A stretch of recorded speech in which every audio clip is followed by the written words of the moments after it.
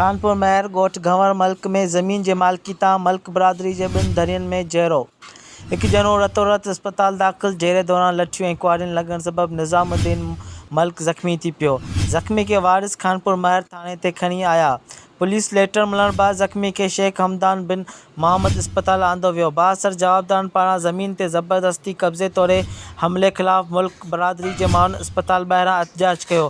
असद मल्क, अल्ताफ़ मल्क, मोहम्मद परेल मल्क, हज़ूर बख्श मल्क ऐं ॿियनि जी अॻवानी में एहतिजाज कयो वियो। ॻोठ गंवर मल्क में ज़ाती ज़मीन आहे जंहिं बाअसर माण्हू ज़बरदस्ती कब्ज़ो करणु चाहिनि था।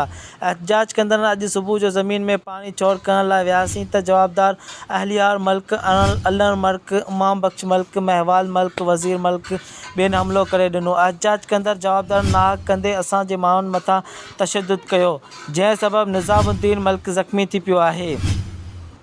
मुज़ाहिरीन असीं शरीफ़ माण्हू आहियूं। जवाबदार बाअसर ऐं ॾुहारी क़िस्म जा माण्हू आहिनि जिन मां असांखे ख़तरो आहे। मुज़ाहिरीन पुलिस खे बि इतिला कयो त पर केरु ॿुधण वारो नाहे। इंसाफ़ कयो वञे मुतालबो। होॾां वाक़िए जी खानपुर महर थाणे ते NC रिपोर्ट दाख़िल कई वई आहे।